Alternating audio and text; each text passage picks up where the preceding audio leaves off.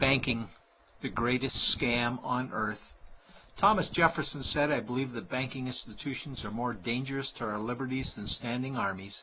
If the American people ever allow private banks to control the issue of their currency, the banks will deprive the people of all property until their children wake up homeless on the continent their fathers conquered."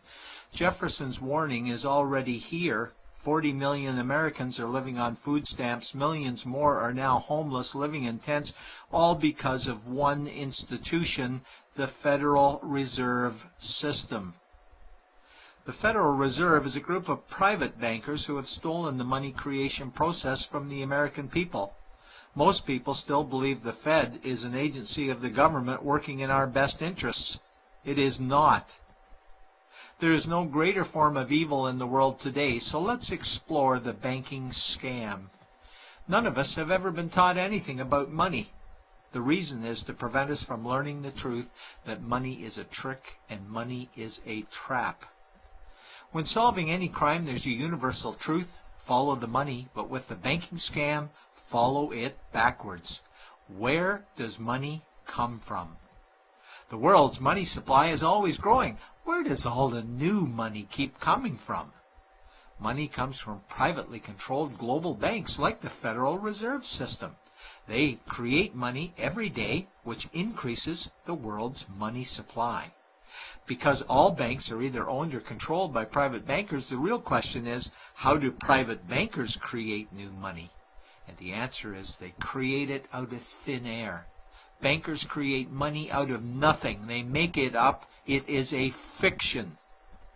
Wow. Godlike power to create something of value out of nothing. A stroke of a keyboard and money is created. In fact, only 3% of the world's money is even in the form of bills and coins, which means 97% of all money in the world is just numbers typed on a computer screen.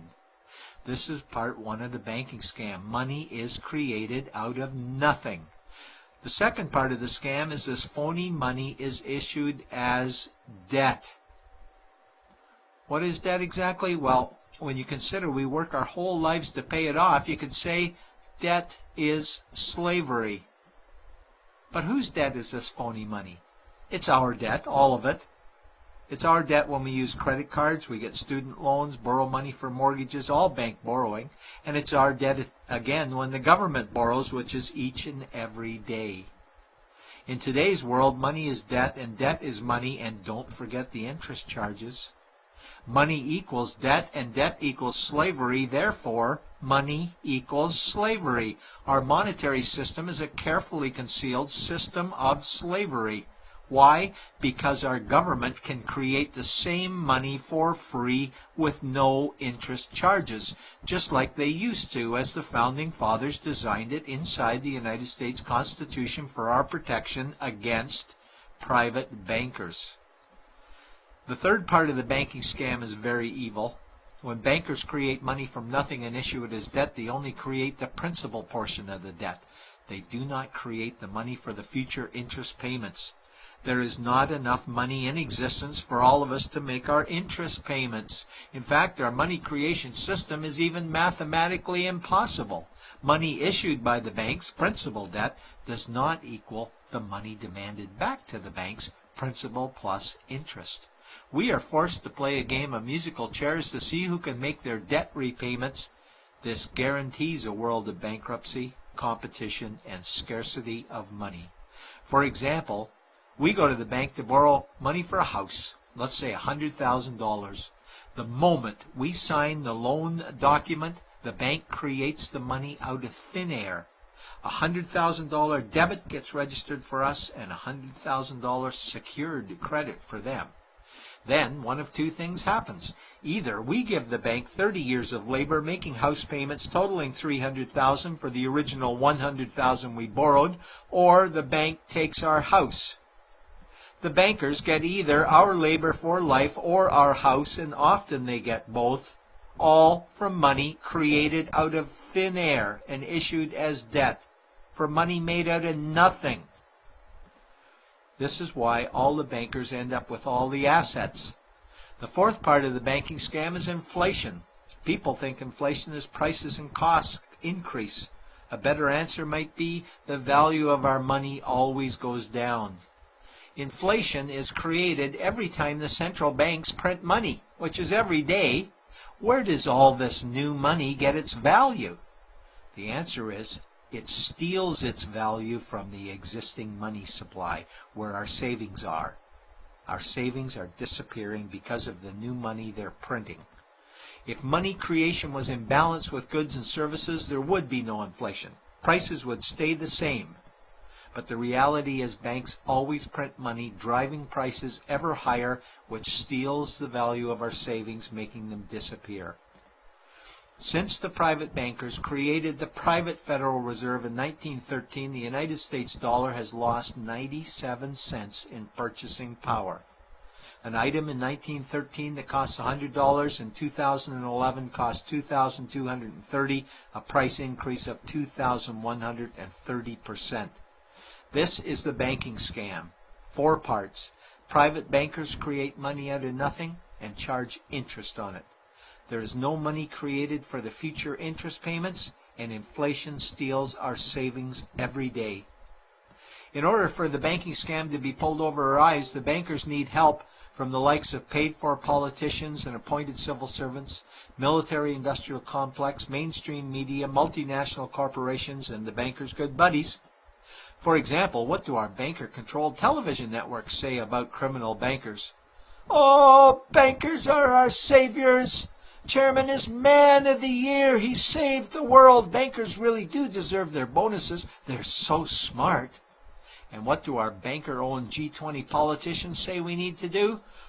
That we must save our banking system, and now we need austerity measures, like increasing existing taxes and bringing in new taxes, cutting our social programs, including education and health care, stealing from our pension plans while increasing the retirement age, keeping us working for more years at lower wages while placing our children and grandchildren in debt and servitude for their future lives.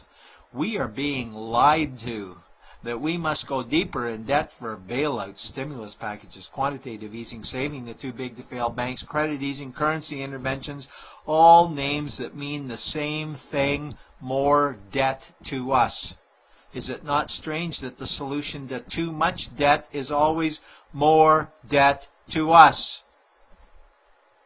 And where is all this money going?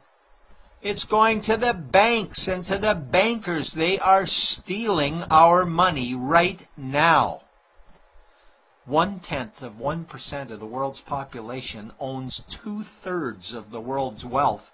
This means that 99.99% of the world's population own less than 1/3 of the wealth, a decreasing amount because these guys are stealing it.